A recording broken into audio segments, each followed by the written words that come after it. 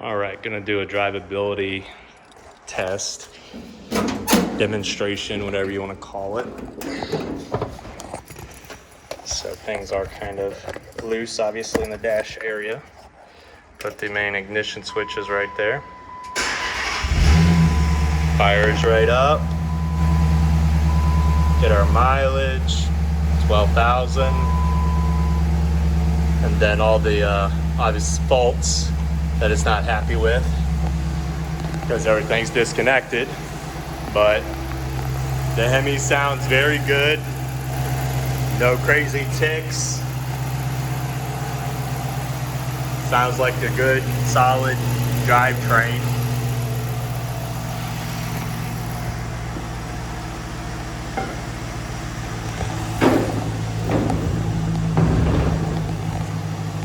Like my hood prop there. All right.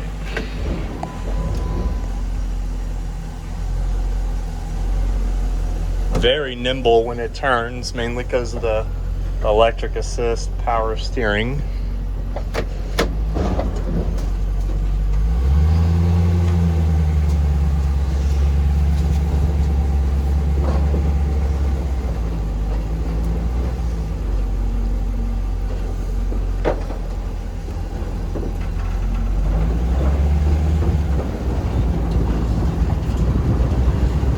Just gonna go up and down the street.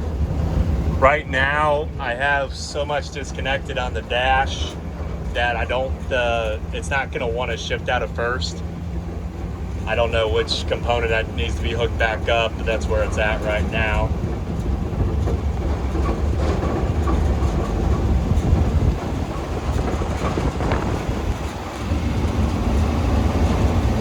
Make sure I don't fly, the hood flies off here. Don't want that to happen.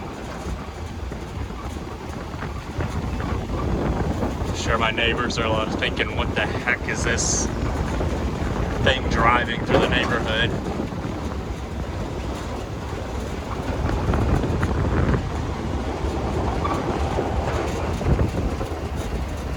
Let's see if I can just do a legal U-turn right here. Gonna do some sketchy doo-da, doo-da.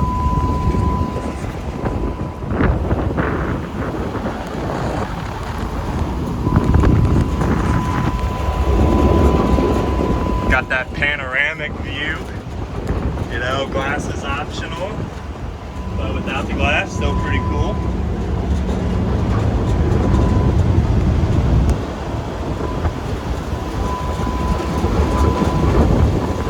It's highly suggesting I buckle up. I hate to break it to it, but I don't have no seat belts installed yet.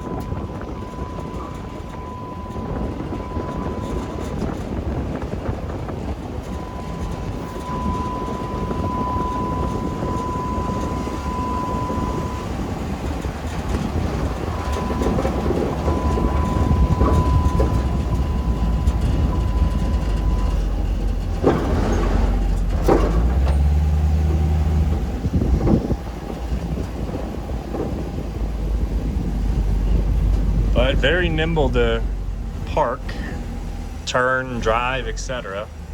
Mainly because of, you know, what it is. It's on that chassis.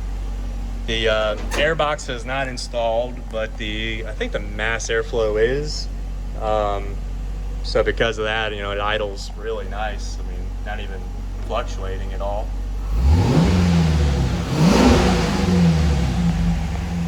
The steering column's loosely bolted in.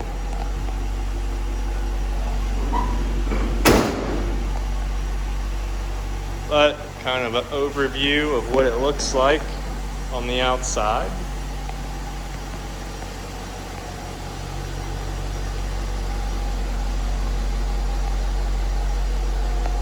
I'll come through and do a shot of the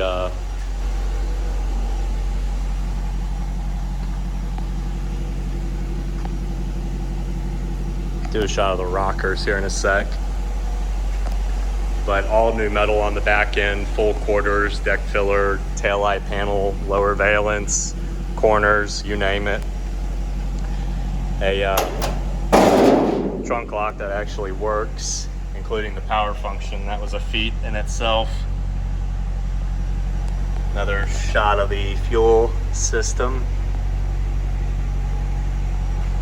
Undercoated quarters. Another shot of the rear bumper bracing.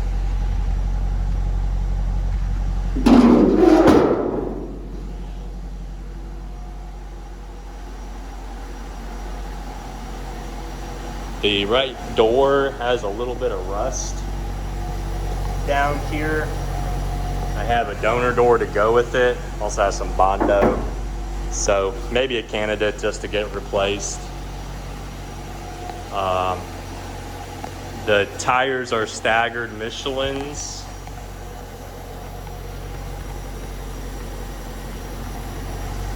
That have a lot of tread and can definitely be the tires of choice when it gets on the road. But a good shot of, like, you know, what it's going to look like with everything installed, and that's what I was saying, like the power steering pump, if it just got moved up a little bit, that'd be like the only thing in the way of, you know, it not being a real 69 Charger. So let's go into the, so this is all 69 metal through here, 69 quarter through here. This is all 69. But right here, 69 A-pillar, and then 14 Challenger original inner structure. Then this is the rectangular tubing, and then this little feller on the far end is the plate that holds it up. Kind of creates this pinch weld situation where you have 14 Challenger. So try to do this. So the far outside is 14 Challenger. The middle is that plate that welds on top of the rectangular tubing, and then 69 rocker right there. And obviously everything bolts up for the doors. And then the roof, went ahead and did a rust treatment on it, and then chassis blacked it also. Really the biggest project left on this is the whole cowl area. And that's gonna be, you know, deciding if you're gonna do wiper motors, which I was pretty much decided to just Rain-X the windshield and just put the wiper arms there and just leave it non-functioning. There's so much fab work to make that happen. It's just a nightmare, but you know, to each their own. I set in the new windshield multiple times, just checking the gaps, you know, making sure everything would work. Also, you know, making sure all of these gaps were in check.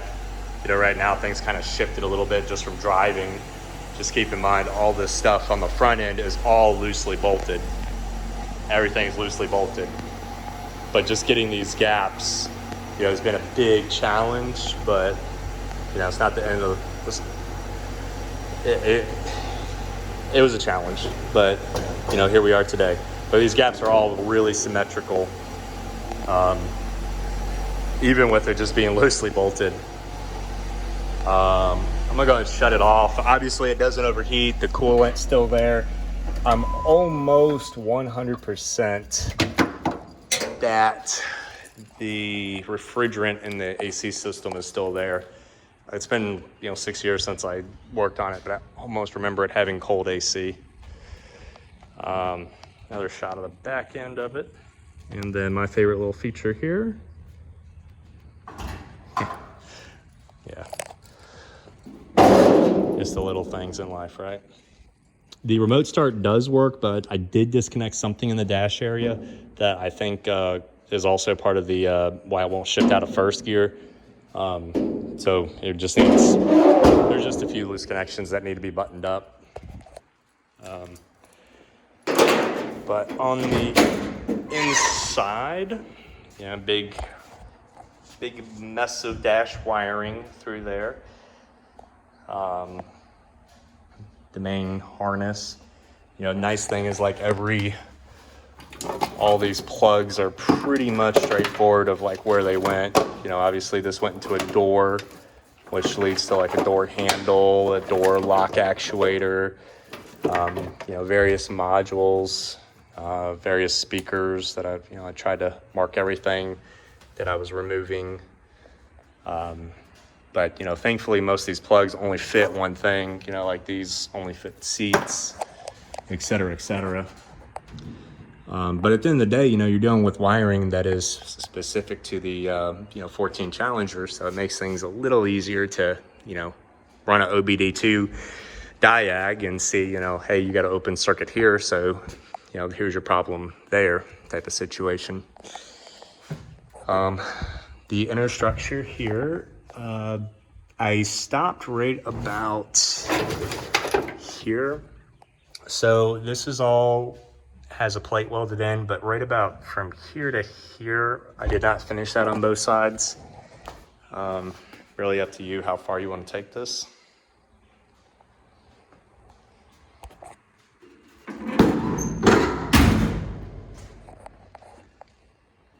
Trying to think anything else worth mentioning.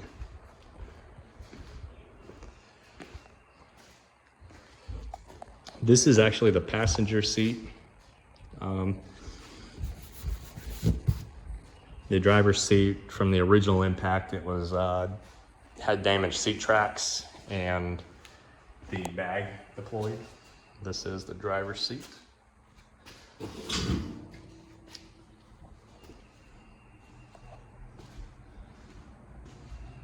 But that is it for now.